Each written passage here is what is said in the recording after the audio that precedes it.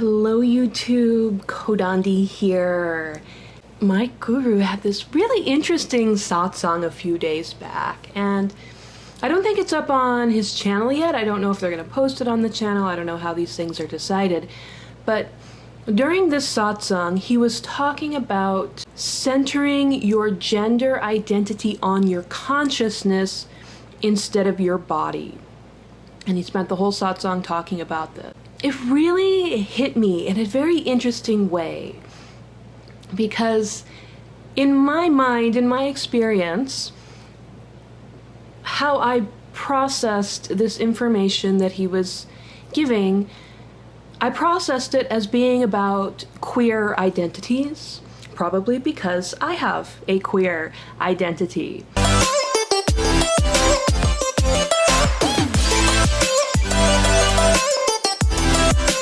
My guru, Bhagavan Sri Nityananda Paramashivam, he teaches that there are 11 genders, not 2, 11. It's very, affirming and refreshing to have a spiritual leader say that there are 11 genders and to be accepting of people that are non-binary, that are third gender, that are transgender, that are, otherwise gender queer, fluid, gender fluid, any of these kinds of things. Also other people in the LGBTQ community being inclusive and accepting of gay, lesbian, bisexual people. So all of this is kind of included in gender identity, as some of the 11 genders include male, female,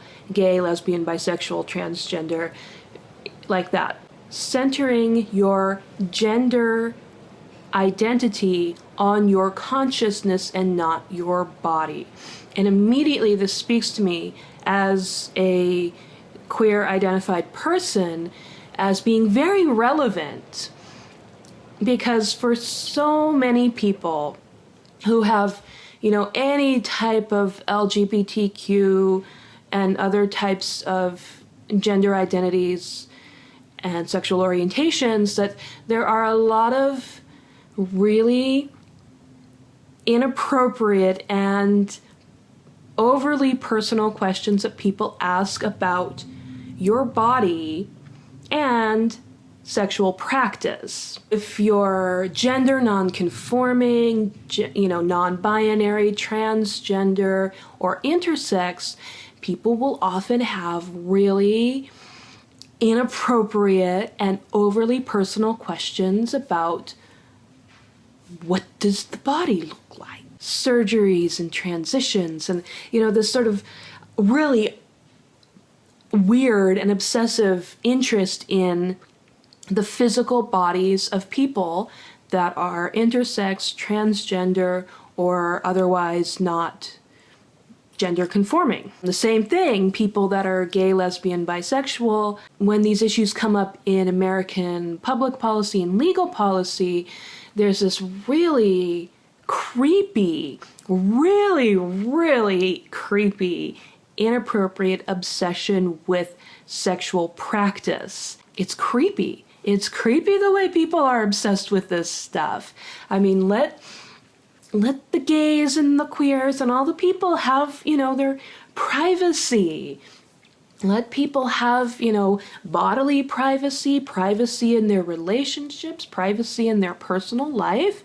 But there are just so many people that have an obsession with asking these questions, and they want to know, and they want to see, and they want to imagine something, and it's gross. It's really gross, and it's really creepy. Shifting from centering the gender identity on the body and obsessing over what does the body look like, what does the body do, and shifting it to consciousness is a really important step that not only queer people themselves need to take, but also everyone else needs to take to really heal this dysfunction of this obsession with people's bodies and personal bodily space. There is so much more to all of these LGBTQ identities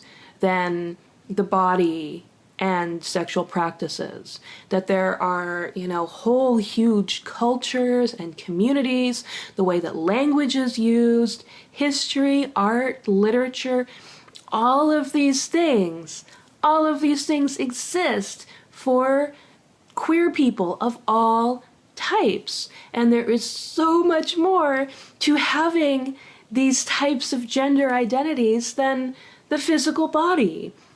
And it's such an important lesson to learn. It is so, so important to make that shift. It is so healing and so, so important for personal growth and healing of your gender identity and sexual orientation when you take a moment and really shift your gender identity from the body and shift it to your consciousness.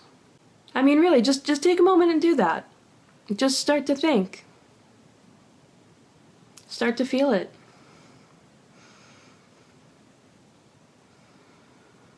It's complete with any sort of abuse you've received, any sort of confusion you've had, any of that, all of that, and just be okay with who you are.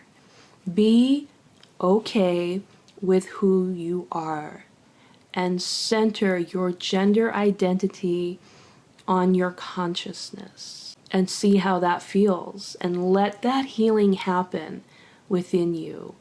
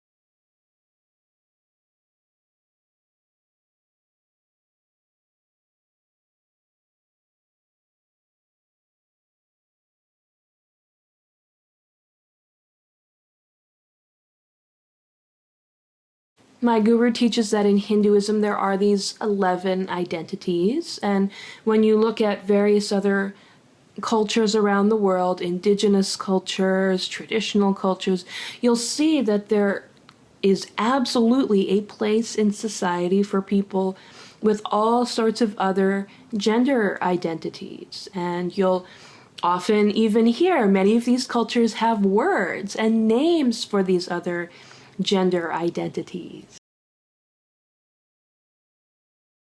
It's a part of humanity. It's a part of who we are as a human race, that there is this diversity in gender. And when we can learn to accept that, when we can learn to accept our own genders and, you know, the diversity of genders in this world, it's incredibly healing, and it's very much a way to peace. It's very much like a peaceful ahimsa space, I feel. Like that's my experience of it. A peaceful ahimsa space that I am at peace with myself, with my gender identity, and therefore I can be at peace with the full diversity of gender identities in this world, and hopefully like radiate that peace and completion out into the world.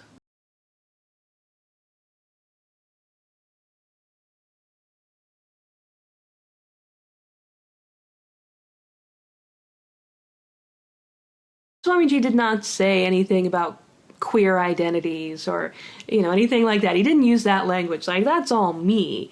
But that's how I responded to it. That's how I'm working it through in my head. And that's how I'm experiencing it. That like, wow, yeah, I am. I'm going to really keep my gender identity centered on my consciousness and not my body. Like, yeah, I like that. That's good.